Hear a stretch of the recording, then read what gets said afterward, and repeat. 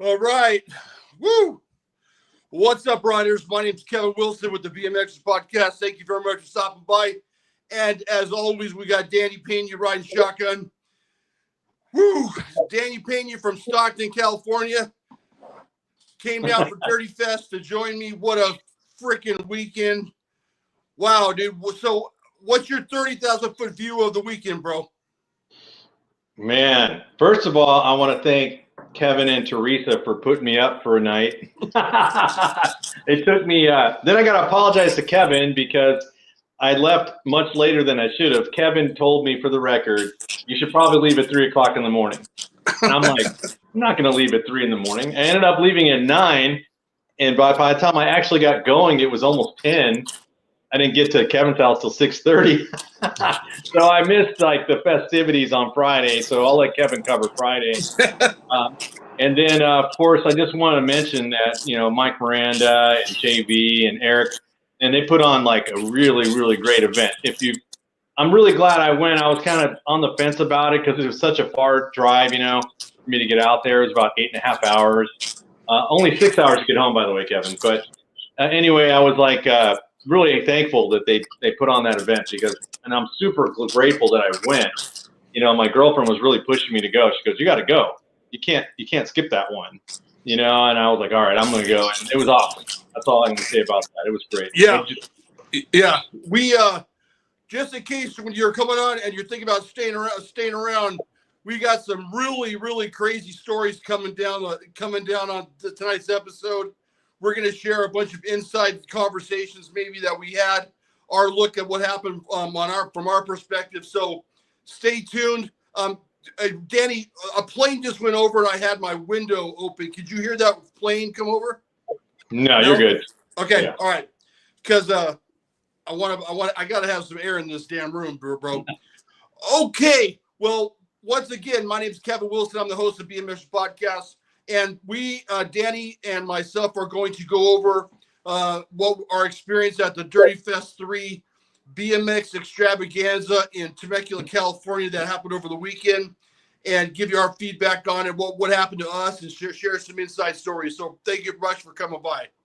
So I guess the first announcement that I want to make is that, dude, we picked up our first sponsor.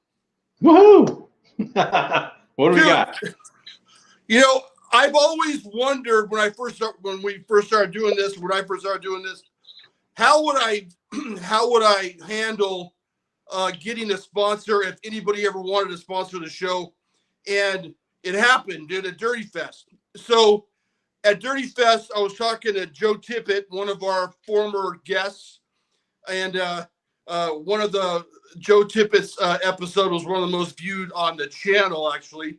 If you want to watch a good story, go tune into the Joe Tippett episode. But Joe Tippett has a t-shirt company called RIP BMX Wear. Now I've dropped his information on a couple of the videos, especially his videos. But I had a conversation with him at Dirtyfest, and he said he wanted to sponsor the podcast. So I was like, absolutely.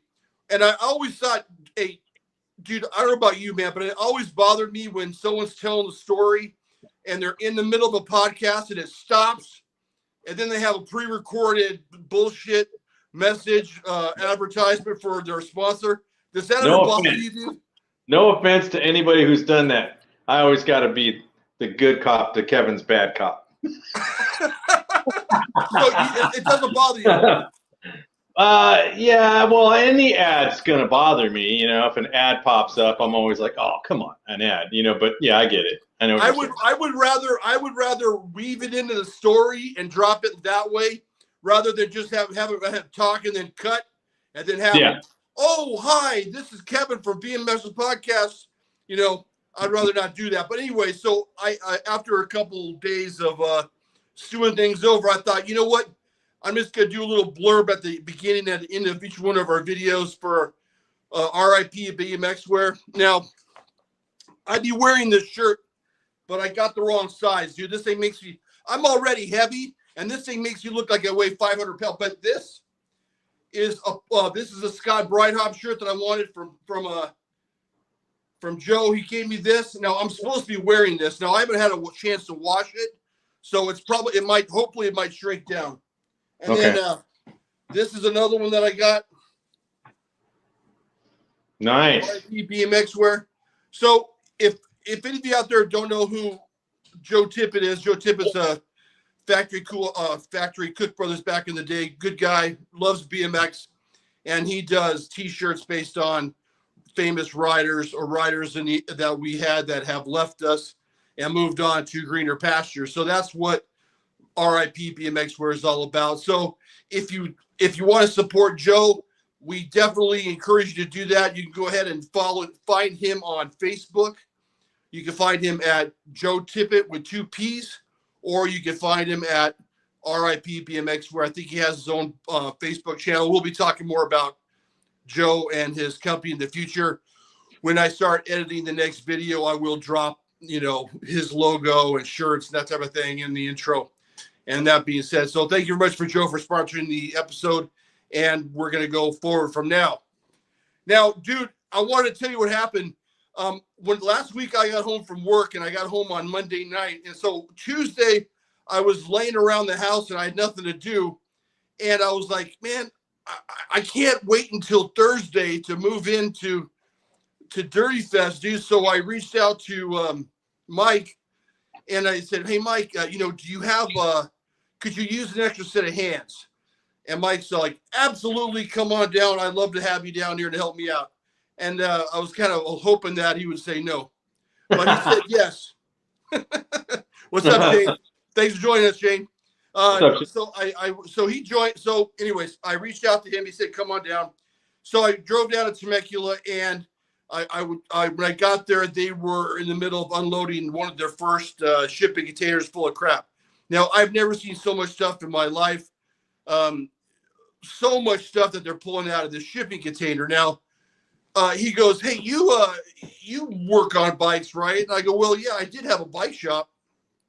And he goes, great, here. So he gave me these 4 side hacks. And he goes, I need you to get these side hacks running. And I was like, okay. And like 2 of them are missing seats, no brake cables, no levers. 2 of them they all have flat tires. They all need chains. All need brake cables. Some need cranks, some need pedals. And I'm just like, what the hell am I supposed to do with these things, man? Dude, these things are, I'm like, you want me to get these things working for Dirtyfest? He's like, yeah, dude, hook it up. I know you could do it. And I go, okay, great.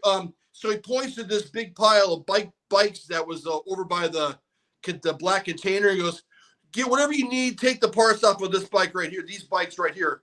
So I was like, wow, dude. Okay. So I go, do I have any tools? And he goes, oh yeah, the tools are in the back of my truck. So I went in the back of the truck, and dude, I got like a little teeny screwdriver. I had some wire cutters that were dull, that I couldn't cut a cable. And it was just crazy. So I must have been, I got the first hack on. I put some pedals on. I tightened the cones of the rear tire. And it took me over 2 hours to try to change a brake cable on this first hack. And by this time, it was like 11:30, 12 o'clock. And Mike's like, dude, let's go to lunch. So I just left it there, went to lunch. He bought his sandwiches. And we came back, and then he finally realized that maybe Kevin's not the best person to be working on these side hacks.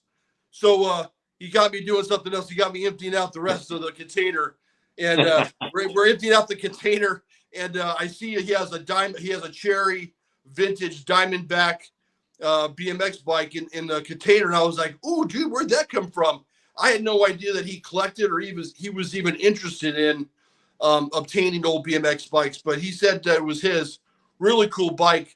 And then while we were at lunch, he made a comment. He was like, I'm trying to get the comment right. He goes, everybody watch what you say, because Kevin is the Jerry Springer of BMX. And I'm all, what is that supposed to mean? And I was like, I don't know if that means that I'm like boisterous or I share information or whatever the case, or do I do paternity reveals? I don't know, but I should have asked him, why'd you call me the the Jerry Springer of BMX, but that's what he did. And I thought that was kind of funny. And later on in the weekend, we were talking about it, Danny, right? And who said that? Who Jason said that Chang. if I was Jerry Springer that you were Geraldo? Who said that? That was Jason Chang. No. That was the other Danny. Danny V? Yeah, he said it. Yeah, I was like, oh my God. Is it because I'm Hispanic, dude? Is that why? So now so if you want to refer to him now, it's Jerry Springer and Geraldo of BMX. Oh my God. Geraldo's the more trustworthy one. That's funny, But man. anyways, with all that being said, joking around, whatever, I want to share something with everybody out there that's going to watch this in the future. You know, every time I was in that shipping container with Mike Miranda and we're moving stuff and we're carrying boxes and boxes of parts and flags and trusses and all the stuff out of these shipping containers, he kept telling me one thing: it has to be better than last year. It has to be better than last year. And I was just like, you know, dude,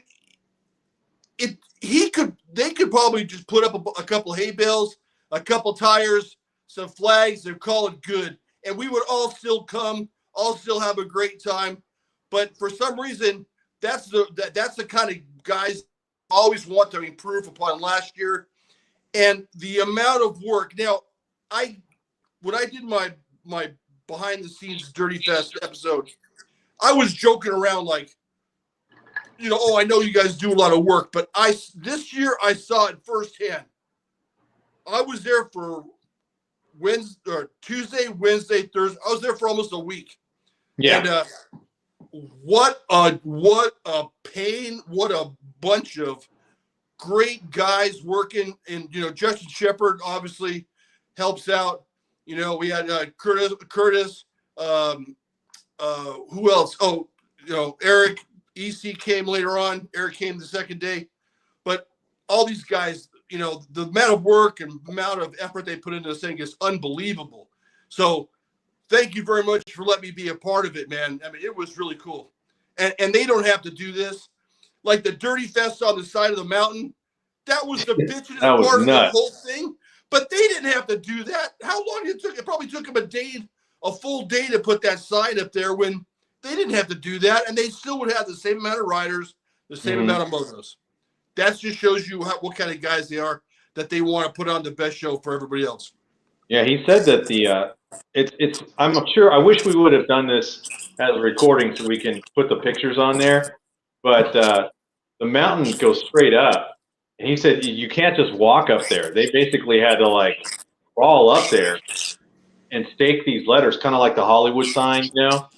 And he said you can't do them all at once, so they had to keep going up and down to put out Dirtyfest up there, and it was super impressive. I made sure I included it in my video that I already did for Dirtyfest. It's already on my channel, and I made sure I took some shots of that because that was, you're right, that was really super cool. Great touch, great touch. And I will, once this airs, I'm going to download it again and cut it, and then I'll add pictures.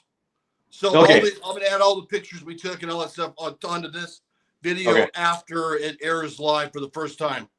But yeah, man, you know, I went back down the first day was Thursday. That was Thursday was move-in day, right? Yeah. And then Friday was the day you were late, that you woke up and you sent me a text at 10 o'clock saying you were leaving. I was like, oh God. Well, in my defense, it was like 9-ish. So it was kind of cool. You know, we were kind of up on the hill, on the side of the road. We were next to Jay from BMX Breakthrough. Was next to Richard Kerr, Richard Massacre, which is going to be the name of his episode when he comes on. That dude is cool as ice, man. I talked to that dude for 3 days. He was telling me stories. Great guy. I love how he kept coming in the booth. He kept coming in the booth. Sorry, guys, I got more stories. And I'm like, the guy that got Mike Miranda racing BMX. And that's a whole nother story that he'll share when he comes on and we interview Richard Kerr. And then we're next to John Salami. As I've always said, John Salami has the most interesting way of interviewing people. that I know of. John Salami's fascinating channel and BMX Lunch with Legends on YouTube, and I'll link to all these guys in the comments before the video releases. But BMX Breakthrough, Jay had his whole family there with his dad, Salts of the Earth guys. They love BMX. They have like a foundation. I mean, they really care. Like, I kind of joke around. I'm kind of like easy, happy-go-lucky. These guys really care about the sport. So if you want to check out something cool, go check out BMX Breakthrough. But that was said. We moved in and we set up our spot, and then we got sandblasted by the dirt. And then the next day, Danny comes down. What was your trip like down, Danny? Started off okay, because I'm in Northern California, and that race is in Temecula, which is pretty much almost San Diego. So for me, it was a pretty long drive. It's about a 6-hour drive, but with traffic, was like 8.5 to get down to your house. But 100% worth it, man, because Saturday morning, I'm going to say this. I was really tired when I woke up Saturday morning. I was on where Kevin's office is. He had me on this air mattress, and I'm on the floor, man, and I was like, hey, man, this is all right, Kevin. This air mattress is good. And he's like, no, man, it's going to run out of air. I go, no, dude, I'm telling you, it's good. And I went to sleep like 9 o'clock, I think. It was pretty early, right? Man, I woke up at like 5:45 in the morning, and I was halfway on the floor and halfway on the mattress. It deflated down at an angle. And Kevin's office is loaded with great bike parts, man. There's like, obviously you can see the bikes in the background. You can't see the bikes on the right. He's got frame and forks on one side, and he's got all those great photos. I was in there looking at all your stuff, man. Early in the morning, I was like, dang, look at all this stuff. You roll over and there's like quad angle in your face. You roll over. There's a quad ankle on the floor, a phase 1. He's got a Specialized Fat Boy in there. It was just nuts. I was like, look at all this stuff in this little room, man. Yeah, dude. Dude, you don't understand, dude. I cleaned the night before you came. What was that? What was that? Friday night. Friday night. Okay, so Thursday night, I was up cleaning the house until like, I don't know, 11 o'clock at night, dude, because my wife's like, Danny's not coming in this house if it's looking like this. So so she goes, he's your friend, you clean the house. So I had to clean the house. So hopefully you were happy with the house, dude. Yeah, the house was nice, man. He has a beautiful house, man, a beautiful neighborhood, and it was a great time, man. We got some pizza, but then Kevin's like, I'm going to bed, dude. You can do whatever you want. Hey, but I'm going to tell you, I got a chance to sit down with your youngest son.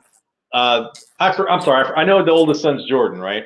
So I forgot your youngest son's name. I'm sorry. What was that again? You got to switch. The older one's Morgan, the one you talked to. Okay, Jordan's the younger. Yeah. Okay, yeah. So I got a chance to sit down with him. You were going upstairs, setting up my bed or whatever, and of course I could hear you dropping stuff. It was pretty funny actually.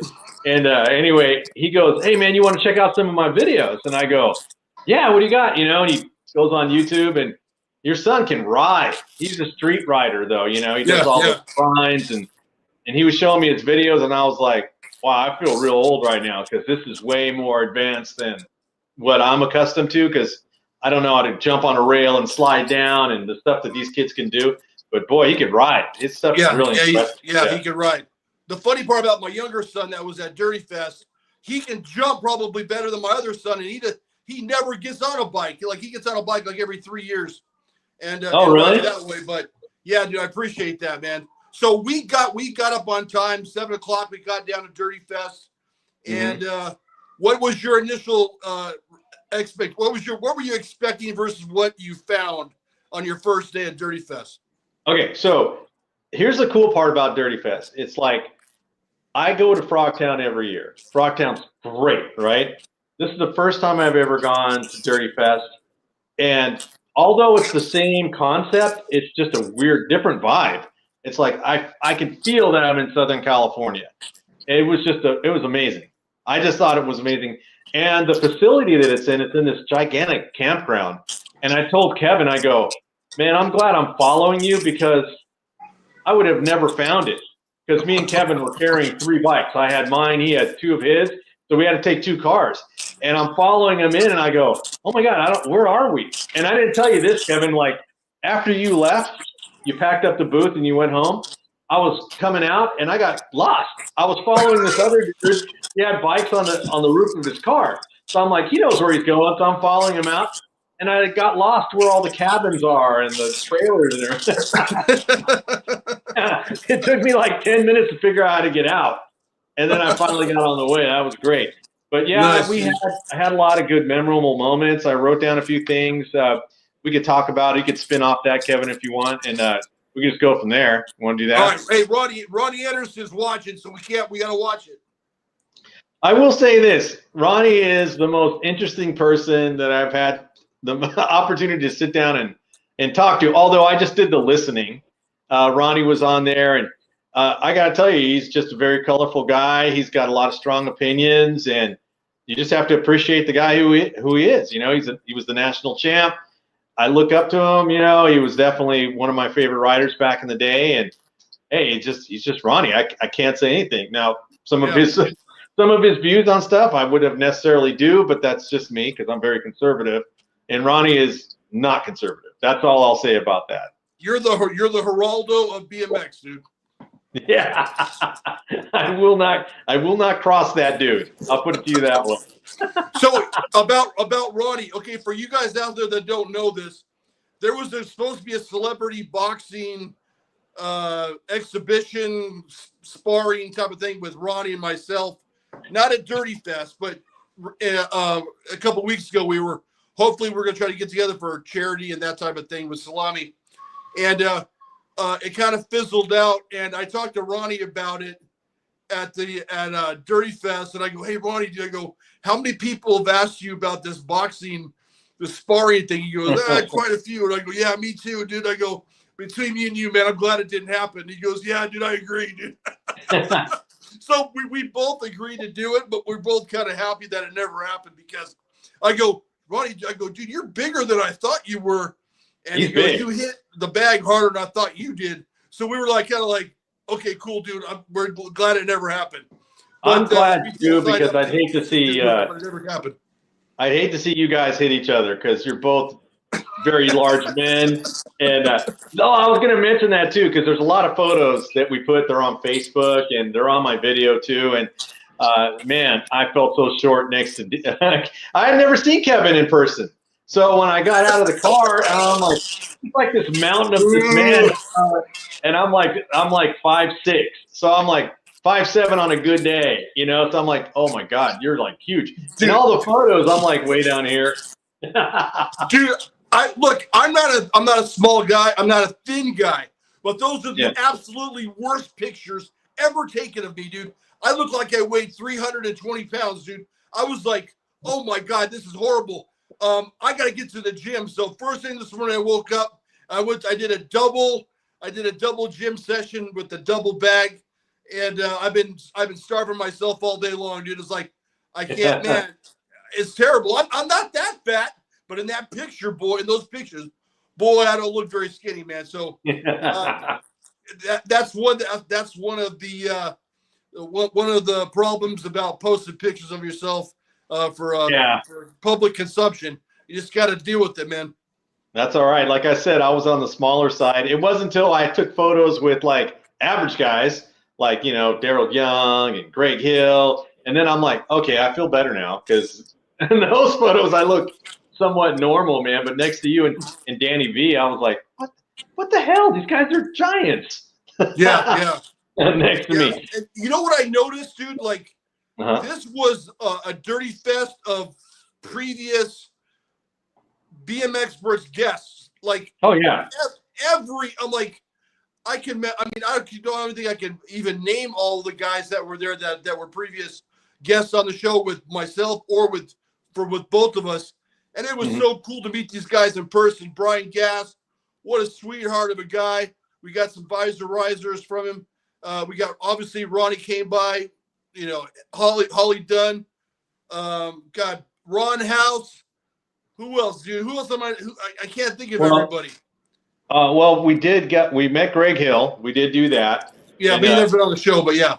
Yeah, he was never on the show, but it was a great moment for me because we were at the Harry Larry tribute, me and Kevin, and we were just quietly watching, and I took some video, and the tribute was ending, and Kevin goes, hey, Danny, I go, what's up? He goes, who's that right there? Because Kevin knows Greg's my favorite rider, right? He's like, who's that right there? Who's that right there? And I looked, and I'm like, oh, shit, that's Greg Hill. It's so weird because, to us, they're like superstars, right?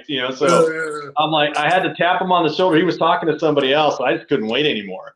And I said, hey, Greg, you're my Michael Jordan, dude. You're my favorite rider by far, and he took the time to take a photo with me and shook my hand and thanked me. He made some nice comments on my Facebook page as well. So I thought that was really cool. And it was a really good moment. Because I do see a lot of the superstars out there, and Kevin saw Clint Miller. You want to talk about that one, dude? I seen him the day before that. So when we were walking in on Saturday, we were together, and Clint was out there by the tacos saying hi, and we walked up, and I said hi to him again. So I had 2 highs. But the day before that, he was walking by, and he was talking to Richard Massacre next to me, and John didn't even, or Richard, I keep calling him John. Richard didn't even recognize him, and then I go, hey, Clint, and he turns around and goes, hey, and he knew my name, dude. Hey, Kevin, I watch your stuff. I'm all, oh man, dude, that was great, man. I didn't get a picture with him, but I was like in a cloud nine, like, dude, that's so bitch. And I sent you a text, hey, dude, Clint Miller just came by. Yeah, was that Thursday or Friday? That was Friday, right? That you saw him. That was Friday. Yeah. Yeah, I remember you were texting. Kevin's texting me, and I'm frantically trying to get there. He goes, "Hey, Danny, Bill Allen from the movie Rad is next to down." I had an uncomfortable well, I don't know if it's uncomfortable, but I had an exchange. One of the guys that was there with Bill Allen, they were setting up, and I go, what are you guys all about? Oh, we're redoing the movie Rad and this type of thing. And I'm all, oh, okay, whatever. And the guy goes, look over there. See over there? That's Bill Allen. And I'll go, oh, okay. Hey, Bill, how's it going, man? And the guy's talking about the movie, and I go, dude, I've really never even seen all of the movie in its entirety, dude. And Bill Allen, he's putting stuff on the table, and he shakes his head like this. He goes, oh, dude, that's an hour and a half. What do you say? That's an hour and a half more on your life that you didn't waste or something like that. And I was like, oh, dude, I feel bad, but I've never seen the full movie. It's an easy watch, Kevin. Just go on YouTube. It's fun. You'll like it. I'm going to say this about Bill people just kept coming up to him left and right. And I was waiting. I said, hey, Bill, can I get a picture with you? And me and Kevin were standing there, and am I right, Kevin? People just, as soon as one guy was done, another guy showed up. And yeah, I think he was ignoring you, man. Yeah, because he said 1 minute. He wanted to sell you a shirt to have it autographed. He didn't want to give you a free picture, dude. I don't think so. Yeah, because he just said 1 minute, and then I just said never mind. Yeah, we went back to the booth, and because there was one guy I don't know who he was, but I'm going to tell you, he had posters. And he had the actual replica Rad helmet, and he was signing all that stuff. And then the guy just kept talking to him, and I'm like, oh man, I don't want to interrupt him because I didn't want to seem like a fanboy, but I missed that opportunity. But it's okay, it's all good, We got. Dude, I was like, man, this guy should get a life, man. He's like, I've been waiting for this for 3 years. I'm like, holy cow, dude. Yeah, he was pretty pumped. He brought everything. He emptied out his whole closet and brought it to get a sign. But yeah. if he's paying for it, so be it. Let him do it. Yeah. So that was interesting. And what did you think of the Harry Larry tribute at all? What did you get out of that? It was uncomfortable, dude. You felt uncomfortable? I was uncomfortable. What'd you think? Well, I thought it was nice. I mean, the way they did it, they had some official chairs out, and of course, Eddie King was there. I didn't hear Eddie talk because you and I came down when we saw the crowd gather. And so then I saw his sister was there, Harry's sister and Harry's mom. And I think they did I thought it was nice. I know there's a lot of opinions of Harry out there, and we heard him over the weekend. And I won't repeat anything because, this is not the platform to do that. But you know, there's good and bad. You know, a lot of good comments, but a lot of negative comments. Quite possibly the most controversial person in the history of BMX. Yeah. I mean, you talk to one person, and one person's like, you know, one side of the fence. No one's in the middle. No. Except maybe me. But yeah. No one's in the middle. Everybody has, you know, either side of the fence. I just felt weird watching this thing. Like, man, I don't know if this is the right place for this.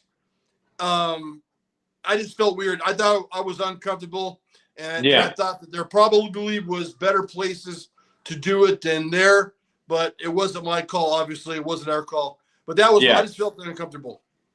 Yeah, I kind of feel you on that one. And a few people went up and talked, said some nice things, which was appropriate, I thought, for the situation. And yeah, that's all I really got to say about it. You know, it was nice that Mike graciously let them put that all up, and I'll just leave it there. How's that sound?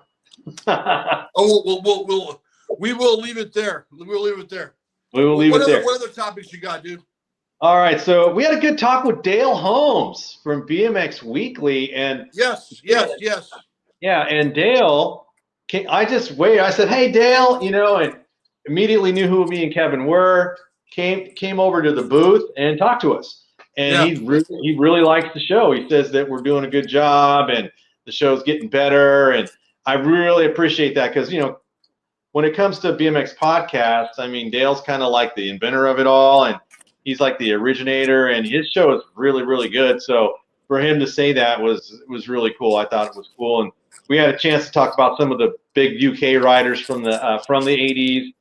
We talked about Tim March and Andy Ruffle and Guest Shooter. These were the big heavy hitters. And Shooter, what a name, dude! That's a great name. Shooter, man. There's some great footage of this guy, Kevin. It was in I think it's 1984, 85. They had the Kellogg's race series out there in the UK, and all the big time American pros were out there. And I guess it was like a 3 or 4 day race. And day one, Guest Shooter beat everybody. I mean, now, I'm going to say this though, it was raining, it was muddy, and the conditions were bad. And Guest beat all the best pros that we had at the time.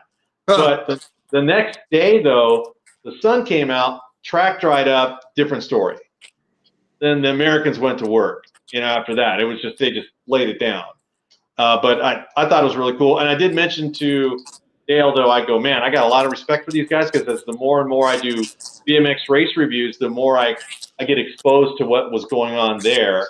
I thought it was really cool. I just want to say Dale's a really, really cool guy, and he had a good comment, bro.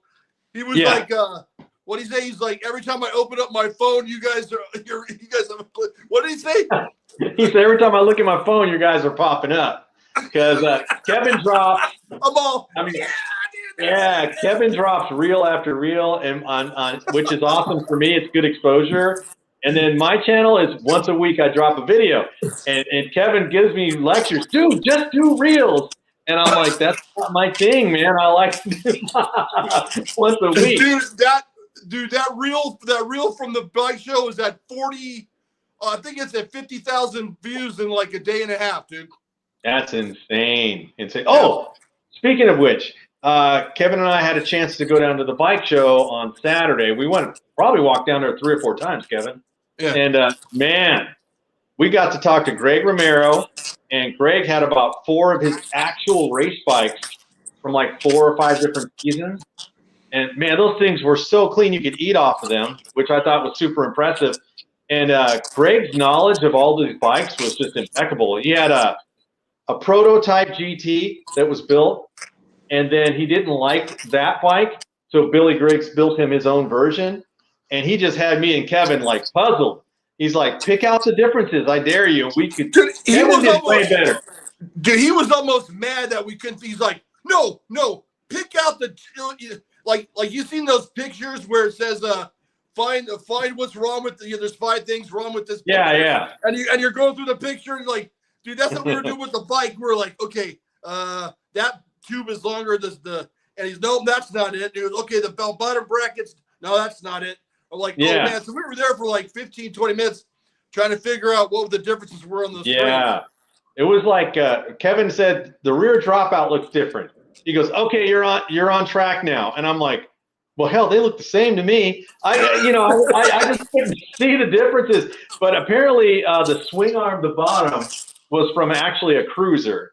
And they replaced that. And they did some other, I think it was slightly longer, if I remember him saying correctly. I don't remember everything. I should have recorded it, Kevin. I didn't. But Greg's a cool guy, man. He just talked with it, like you said, a good 15 minutes about his bike.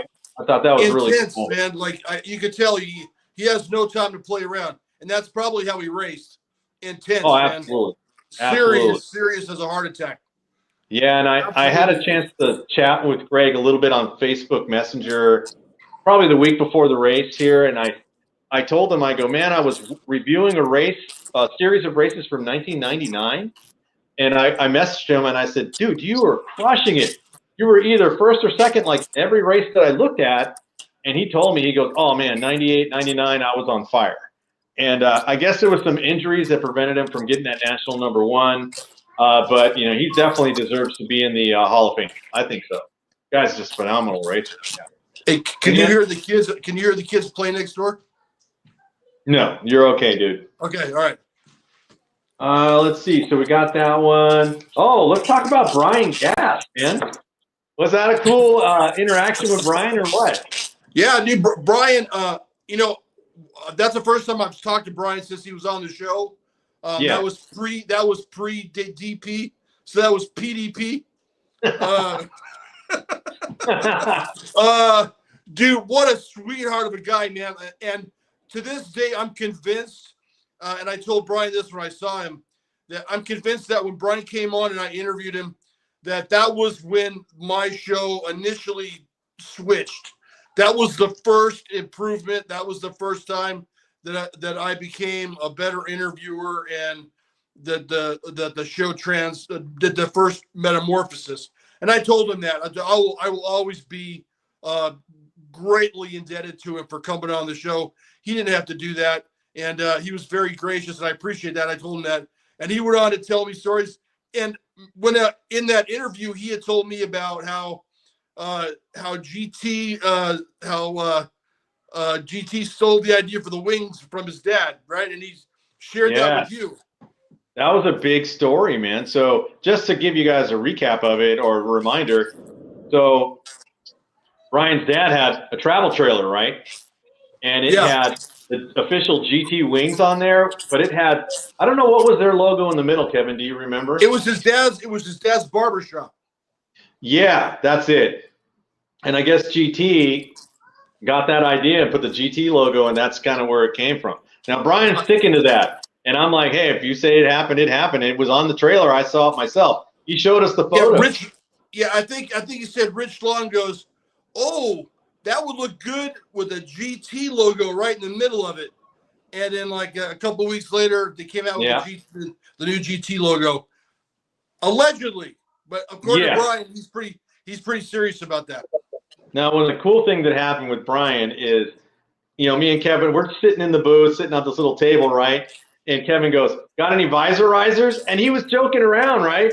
And he goes, no, I knew that he was selling them. Oh, you did? Okay. I didn't think that he would have any left. I thought they'd all be gone by then.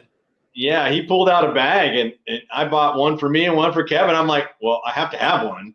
I don't even have. No, so what I did, Kevin, today, I went on Amazon, found an open face helmet. I found the Moto Peak visor. I'm going to order it just so I can put that visorizer on there. You know, I don't know about anybody out there. Hey, what's up, Mark? Thanks for coming by, bro. I don't, Mark Rink, that is. I don't know about anybody else, but in our area, we didn't use a visorizer.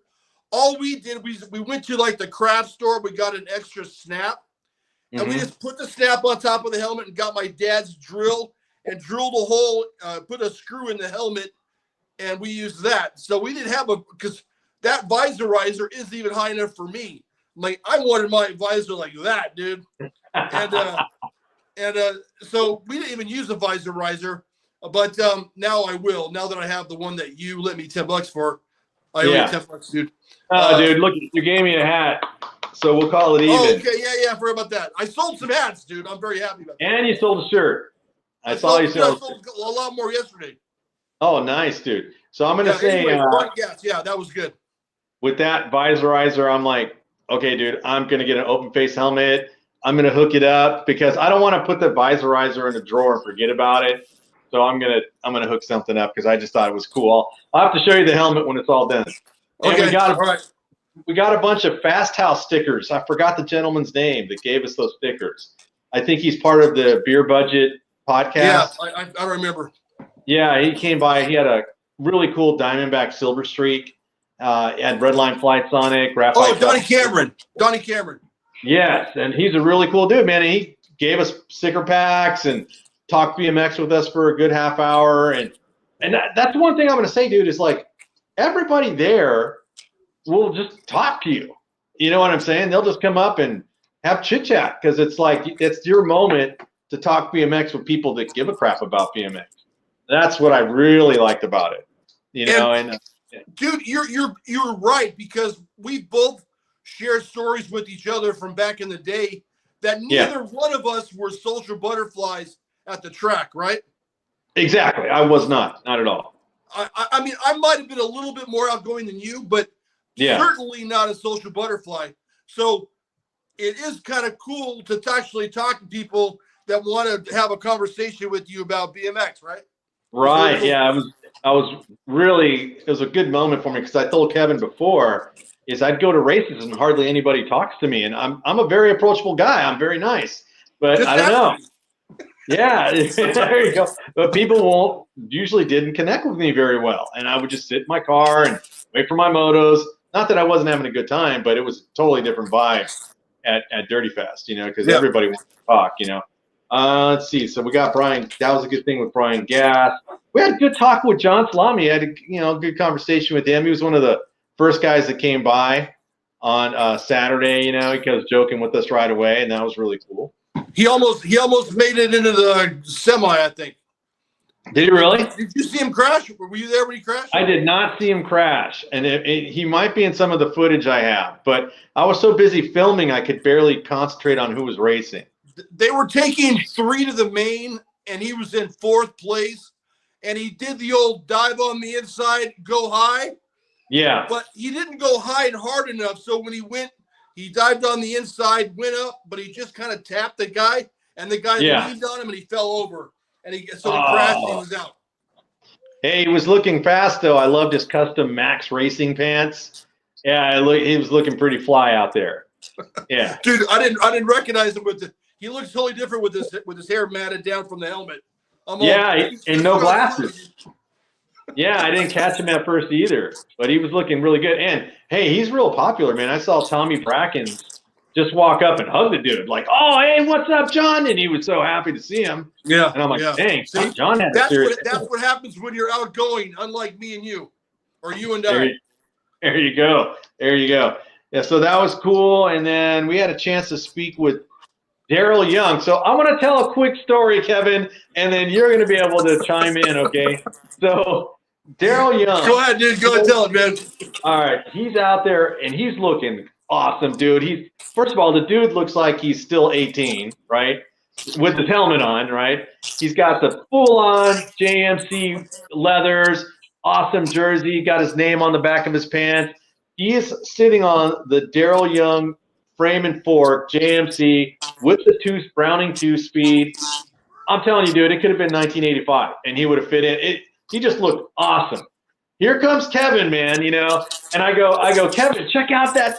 You're a JMC fan, man. Check that out. That's Daryl Young.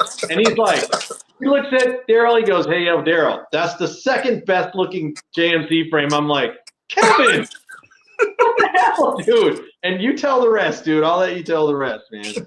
I told him, I go, dude, well, when he told the story about his bike on Dirty Knobs, he told the story about when he used to ride a JMC Black Shadow, and he came up short. Man, hold on 1 second. Hold on.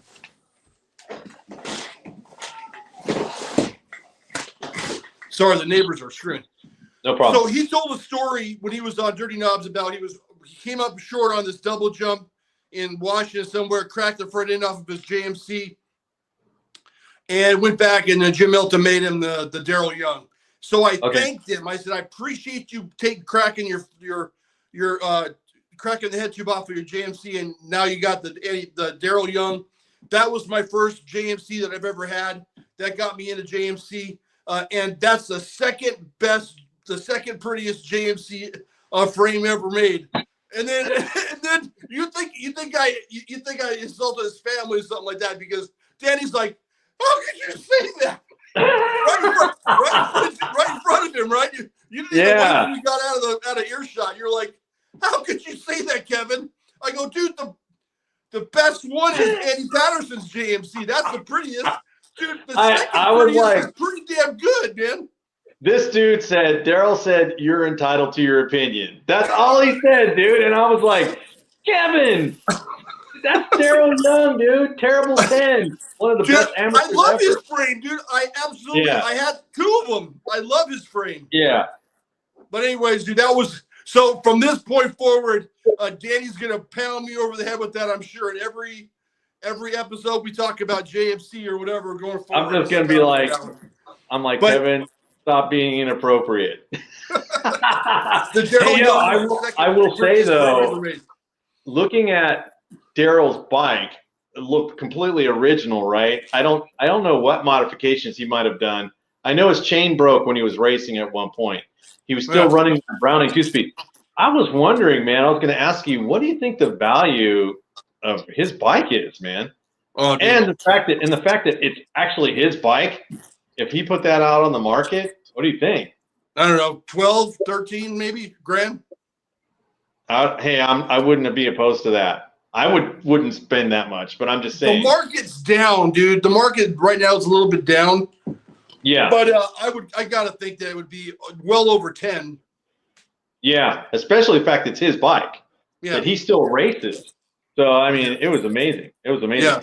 Yeah. Kevin, let's talk about your 1970s whatever bike that is. Whoa. What about the picture? We gotta talk about the picture. The picture? Yeah, when Danny asked that dude to hold to take a picture. Oh, okay, yeah. Let's go back. Tell that story, dude. All right, I almost forgot. That's a good story.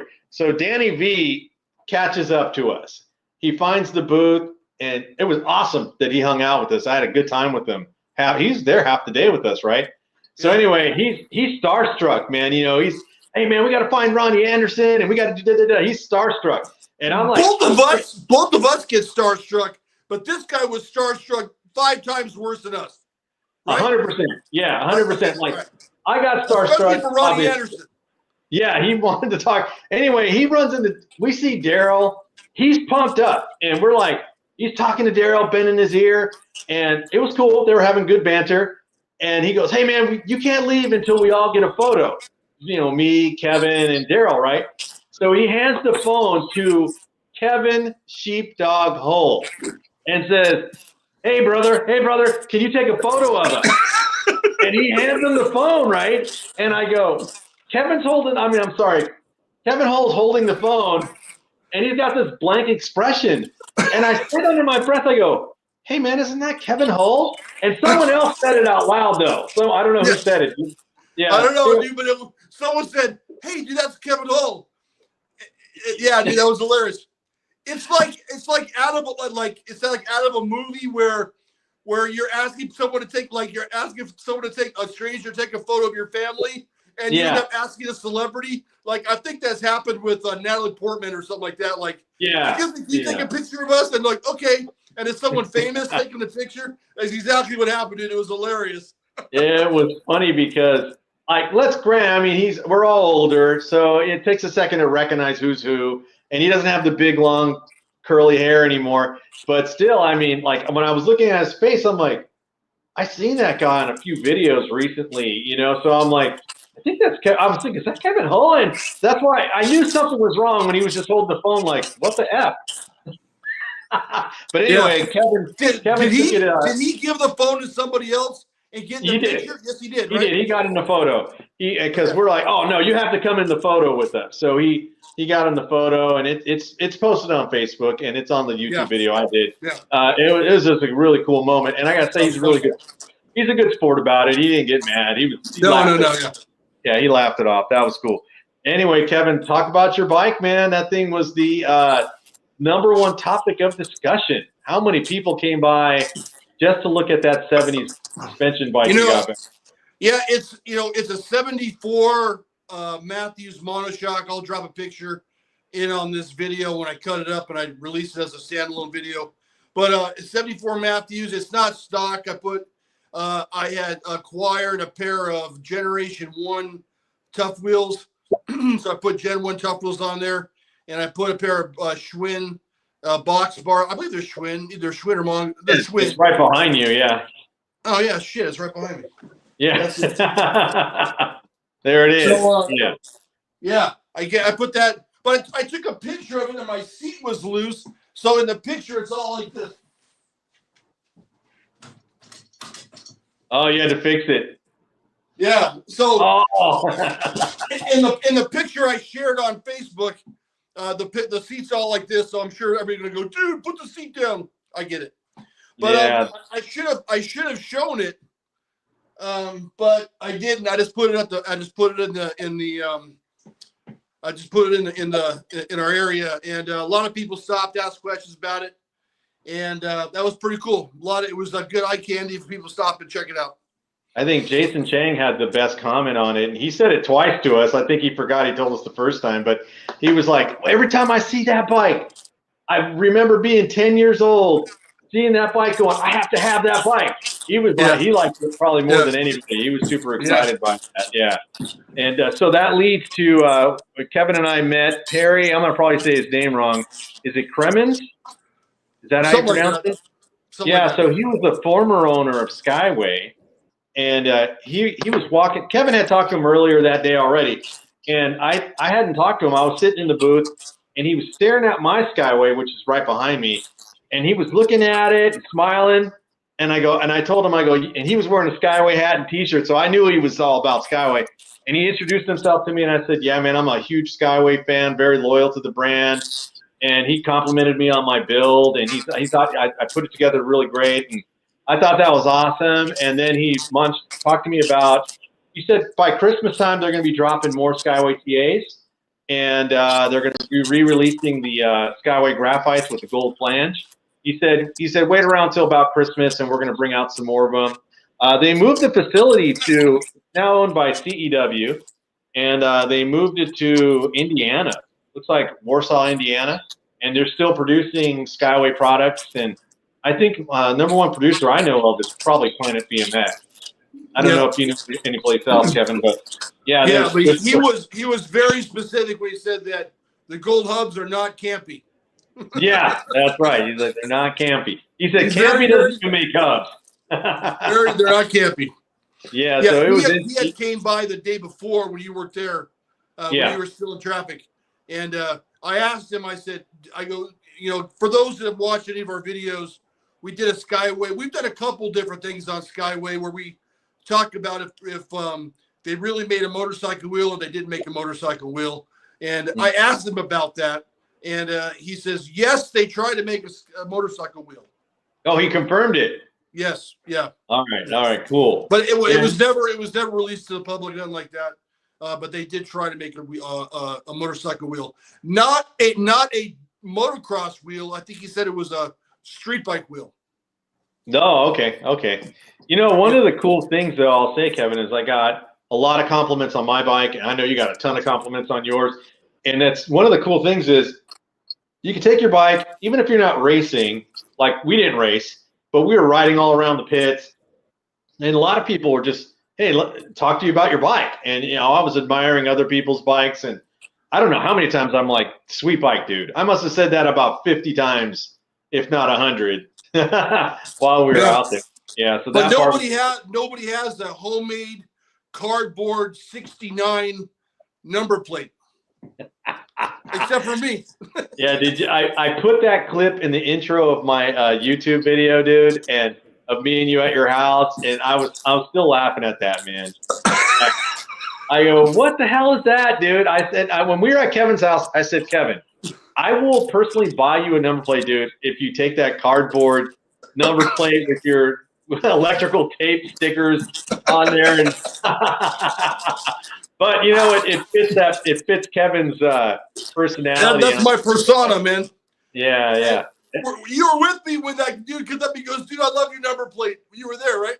That's right. And I had to eat some crow. I'm like, oh, I guess it is cool. That was really and then I tell him, why 77 better than 69, dude?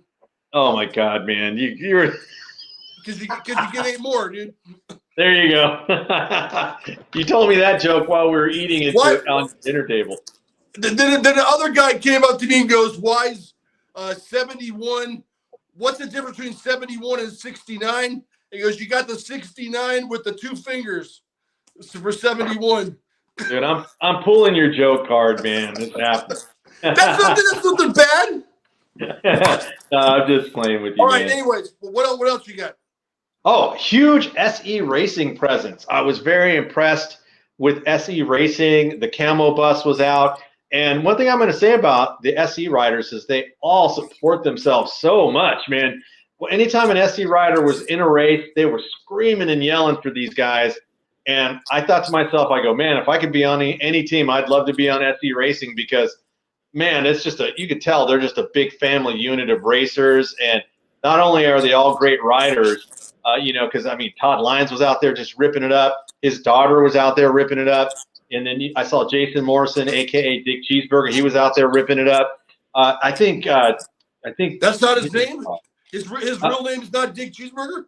It's Jason Morris, but it's his a.k.a. Dick Cheeseburger. He had his wife was out there killing it. His son was out there killing it, and it was just like this. I was super impressed. They had their own camera crew, filming, and it was. I got in the way of them one time. I was at the finish line trying to get some finish line shots. He goes, "Hey man, we're filming," and I'm like, "So am I." I'm not, So I just got it, but I got out of the way. I got it, but anyway, I thought that was really cool. Did you see Todd Lyons knocked that dude out? That was pretty funny, man. I saw. He gets up and he gets up. He fell and he gets up and he pushes the dude, knocks him over the berm. You haven't seen that? Oh no, I didn't see that, dude. That's pretty good. That was pretty good. I did see what's his face, Mad Dog take out a rider, and I think it was the second to last turn. I have footage of it on my channel, and Mad Dog's dicing with this dude, and he starts to get ahead of him, and he goes right into, I think, a second to last turn and just bumps him right off the track, man. And everybody was just oohing and on, and there was dust flying everywhere. It was just really cool. You were standing next to me when that happened, I think. Mm-hmm. Yeah. That was a really cool moment. And I think that's about all I got, man. Oh, I did see some other YouTubers out there, 808 Cruising, those guys from Hawaii. They were super cool. I got to talk to them for a few minutes. I got to talk to the Nostalgic Neighborhood guy for a few minutes. He seems like a pretty cool guy. And then the Rad BMX Builds guy, I just got to wave to him. I'm like, hey, Sean, and he said, hey, thanks for watching. That was the only interaction I had with him. And then I saw, I did miss one other thing, the Radical Rick booth. Damien was out there and he had looked like a custom skateboard that was all hand painted, Radical Rick stuff. I don't know who won that. I think they raffled that off or something like that, if I remember right. Yeah, I don't know. Yeah, that was about all I got, Kev. That's about all I wrote down. I'm sure I missed some things. I know their moto count was over 60 motos, which was, I heard JV say that, hey, that's twice as many as last year, which is really cool. So they had a good turnout. And I don't know if a lot of people go to race or just hang out. I think racing is almost like a byproduct of this big hangout. You know what I mean? I think it's more or less people are more in tune with, I just want to be there, and be in that environment. I think that's what I got out of it. Yeah, the one thing that we missed the I was just too tired for the GT party, bro. Oh, me too. I was too tired for the 80s party or whatever it was on Friday. They had the freestyle show and the freestyle show. I was just done, man. And so I went home and I missed all that. But in closing, I thought the bike show was a little weak. I thought they could have had better bikes, more old school, more 70s, more survivors. I thought it was a little weak. I thought it was heavy on the chrome, heavy on the glam, and not they didn't have the dirty rusty, worn stuff represented well enough. Maybe I should have showed mine, but that was cool. What else? I did like the show. Going on that topic, there was a lot of '80s presence in there. There was a lot of '90s bikes in there. I saw a lot of monocoque type frames in there. A lot of suspension bikes were in there. The '90s suspension, I saw a lot of that. There was stuff in there I didn't even recognize.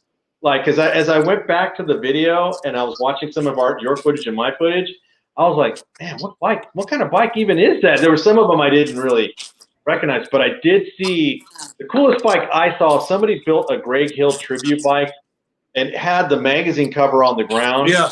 And he had the GT with the blue GT forks on it. And for part, it matched perfectly. And I was like, man, what kind of patience does it take to replicate a bike like that, dude? Like, I mean, golly. Do we know that wasn't the bike? I don't know for sure, dude. I mean, it was so accurate. It could have been the bike. I mean, I was like super impressed by it. I'm like, how the hell did he do that? Whoever owned that bike. Like that Raleigh, dude. That Oh, Raleigh. yeah, the Raleigh. I saw a picture of Toby Henderson. Toby Henderson sitting on it. So did I, I've seen that bike and him in magazines. I think back in '81, and I'm like, yeah, that bike looks pretty accurate, dude. I was like, I don't know how these guys do it. I got hats off to these guys that build these bikes because they were super impressive. And one guy, he had like I forgot what kind of bike it was, but he was polishing the hell out of it. And I made a joke to him. I go, hey, man, I think you got it shiny enough. He goes, man, you don't understand. It can't have any fingerprints on it. It has to be perfect. And I was like, oh, okay, I get it. One of the guys that came by the booth, Marty Buster, he's gonna come on the pod and tell the story about the Patterson Century that he gave back to Brent Patterson. Yeah. But he had a bike. He had an RRS in the show, and after the show was over, he came by the booth, and he's like, "Dude, I got a 0." Oh, no way! He's like, "Yeah, dude." He goes, "So what?" He asked him, "What I get?" They said, "You didn't get anything, man. You got a 0." And he goes, like, "It's a Survivor class. It's a Survivor. What do you want me to do, man?" Oh, yeah. It was funny, man. He was so pissed off. He's like, he wasn't pissed off. He thought it was funny that it was a total Survivor. He didn't even get 1 point. Oh man! Hey, that's got to be those guys must be hyper sensitive to what they're looking at. Yeah, the judges don't play around, and because I kind of like to do retro builds, kind of like but I like to put modern touches on my bike, so it would compare horribly, because look, I don't even have knobbies on that, and I build it the way I want. They were checking the tire pressure. What? Yeah. I didn't even know that, dude. Yeah. The tire pressure? Yeah. Rob Kressler was a former guest on the show, and he was one of the judges. And oh, really? I told him that Dan Gurney Eagle full suspension, the monoshock one. I told him that was my favorite. He goes, "Yeah, dude. Too bad the tires don't have enough air in them." Oh my God, that's crazy. Hey, once again, though, before we wrap, man, I want to, thank Mike Miranda for providing you the booth. And he offered me a booth too, but I'm partners in crime with you now. I said, I don't really need a booth because I do everything with Kevin. I have my own channel, but I'm really dedicated doing this podcast with you. So I just wanted to make sure I was in there with you. And other than that, man, they just did a great job, man. The whole Dirty Knobs crew, man, that was an experience. I'm still vibrating from that experience. I woke up today and I was excited because the video I dropped is getting about 2,000 views already, and everybody's saying nothing but positive things about it. And it was just a great experience. And man, I'm glad you talked me into it, dude, because I was starting to feel myself get flaky. I'm like, oh man, I don't know if I want to drive that far, man. That's a big deal. And I'm glad. Now I got to return the favor for Frogtown now. Yeah, you got to check that out, dude. Before I sign off, I want to give a shout out here. Willow, my dad was live on the podcast, and Tony Harrell. So, Willow, I think it says Willow. Willow, please tell your dad I'm sorry that We had so many technical difficulties with this episode. I still feel guilty about to this day. Please tell him I'm sorry that I messed up his episode. It really bothers me. Mark Rink, I absolutely will go to the reunion with you if I'm home. I took 2 weeks off to go to Dirtyfest, so I hope I can have money to go anywhere. But if I can, I will. See, Primetime Velvin was there. Yes, Steve Velvin was there on Sunday. Was he there when you were there? No. I did not see Steve Veltman. Yeah. I'm disappointed. I would have loved to get a chance to meet him. Yeah. So Steve Veltman was there, and Pete Lunkarovich was there. He gave me a. That's what. Did he really? Right on. Yeah, I saw a video of Pete on Facebook. He brought out the LRP Lunkarovich Racing Products bike, and they made a modern version of it. Still chromoly. Got the V brakes on there. I saw the pictures of video of it. I go, damn, that looks really sweet. So that was really cool. Yeah. Yeah. So that's about all we have for today, everybody. We appreciate you coming by. As Danny already mentioned, this is not his only gig. Danny has his own thing. You want to tell him what you do, Danny?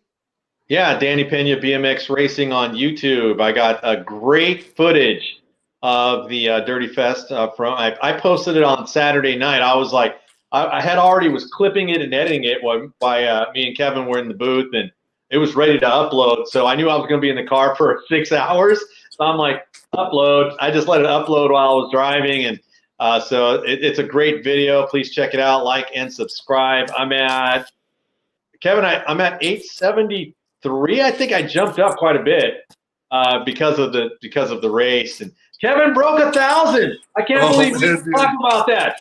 Kevin, you got 1,000 subscribers. When you told me that, I was so pumped. So thanks, man. 3 years it took me to get 1,000 subscribers. So, and I think that the next 1,000 is going to be even easier and sweeter thanks to your help, Danny. And thanks to everybody out there watching. You know, I want to end on this one note, and this is from the heart, and I'm sure I'm speaking for Danny too, but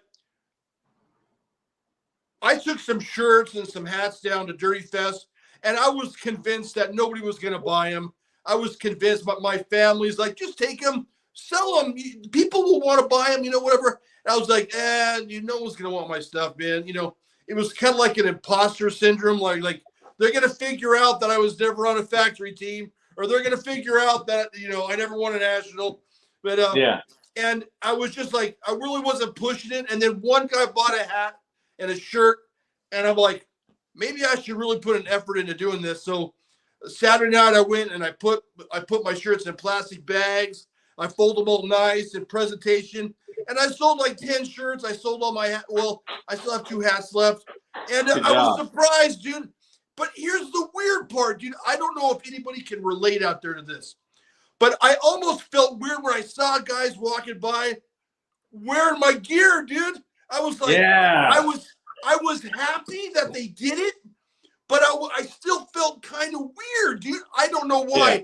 It wasn't a bad weird. It was just a weird, dude.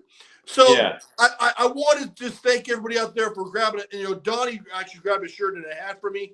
Thank you so much for everybody that bought it here. I do have some shirts left over that are ready to go in the plastic, perfect, ready to go. If you're looking for a hat or a shirt, I do have some left over. They're all white. I have T-Bone is not a crime. I have Tommy T-Bone's face, and I also have the logo, the BMX logo, all in white. And since they've already been printed out, I can ship them. It'd be 25 plus shipping wherever you're at. You don't have to go through the system. Just send me a text, a message, whatever. We'll work it out, and I'll get you guys some gear out, because there was a couple of people that came by and they wanted to get more shirts, but there was no internet. There was no internet access. It was terrible. Yeah. So I wasn't able to process the order. So if you're out there and you'd like to get a shirt from me, check out the website. You'll see what I'm talking about. White T-Bone and It's Not a Crime, which is my favorite. Tommy T-Bone and the SCP logo. BMX's podcast. Once again, and yeah, BMX just like that. No, that's that one, and then Mine, I have the trucker style with the mesh back, and that's a Yeah, I like this one. I love the fit. This is like a pro cap. When you put this one out for me, I was like, oh, that's exactly how I love my hat. Yeah. I thought you'd love it, bro. Yeah. All right, and don't forget to check out RIP BMX Wear, Joe Tippett, JT Racing. I call him JT. JT Racing. Check him out. He loves BMX like everybody else, like all of us. So give him a try. Check out his gear.